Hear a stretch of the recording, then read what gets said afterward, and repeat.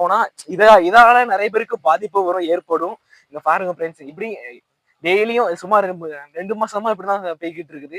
இது மேலதிகாரிகள்ட்ட இது வீடியோ போச்சுன்னா யாராவது மேலதிகாரிகிட்ட கொடுத்துருங்க. இதை எப்படியாவது பக்கத்துல பெரிய பெரிய அதிகாரிகள்லாம் சொல்லியாச்சு. இது வரைக்கும் அவங்க எதுவுமே கண்டுக்கிடாத மாதிரியே இருக்கிறாங்க. இது மேலதிகாரி யாராவது இருந்தா இதை நீங்க உடனடியாக இதை சரி செய்யும் வச்சுக்கிறேன். ஏன்னா இதுதான் நிறைய பேர் சும்மா போயிட்டு போயிட்டு வருவாங்க. இங்க பாருங்க ஃப்ரெண்ட்ஸ், இதுல வண்டியில போக முடியாம எப்படிலாம் போறாங்க நீங்களே பாருங்க. இதால நிறைய பாதிப்புகள் ஏற்படுகிறது. பாருங்க.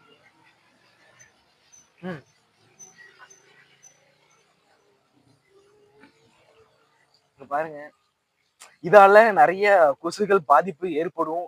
இதால பாதி காய்ச்சல் அந்த உருவாகும். நிறைய ஸ்கூல் பசங்க போடுறது வர்றது கிழமைனால கொஞ்சம் கம்மியா இருக்குது. இதுவா திங்கக்கிழமைல இருந்து வெள்ளிக்கிழமை வரைக்கும் ஸ்கூல் பசங்க அதிகமா போயிட்டு போயிட்டு வருவாங்க. அதனால இதை உடனடியாக சரி செய்யும்படி நான் உங்கள்கிட்ட கோரிக்கை வச்சிருக்கேன். ஒரு நிமிஷம்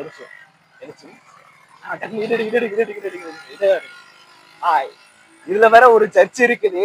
ஞாயிற்றுக்கிழமை அப்பப்போ போயிட்டு போயிட்டு வருவாங்க. ஞாயிற்றுக்கிழமை போயிட்டு போயிட்டு வராங்க. நிறைய பேர் இதுல இங்க இருந்தா அங்க கிராஸ் ஆகணும், அங்க இருந்தா இங்க கிராஸ் ஆகணும். நீங்களே பாருங்க. ஞாயிற்றுக்கிழமை அப்படிங்க போறதும் அந்த சர்ச்சுக்கு அவ்வளவு கூட்டம் வரும். அதனால நீங்களே பார்த்து இதை நீங்களே உடனடியாக இதை சரி செய்ய முடிச்சு சொல்றேன், உங்களுக்கு கோரிக்கை வைக்கிறேன். அதிகாரிகள் பார்த்து அவங்க எதுவுமே கண்டுக்கிடாத மாதிரி அவங்க பாட்டு இருக்கிறாங்க. அங்க பாருங்க.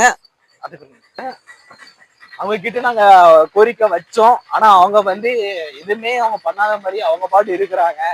இதை நீங்க எப்படியாவது சரி செய்யணும். அங்க பாருங்க, போட்டு மட்டும் வச்சிருக்கிறாங்க. ஆனா இதை மட்டும் கிளீன் பண்ணல. இதுல இருந்து பாதி தண்ணி வெளியே போகதான் செய்யுது. இதை நீங்க இந்த சாக்கடை ஃபுல்லாமே இந்த தெரு ஃபுல்லாமே அப்படிதான் போய்கிட்டு இருக்குது. அதனால நீங்க கொஞ்சம் பாருங்க. வணக்கம்.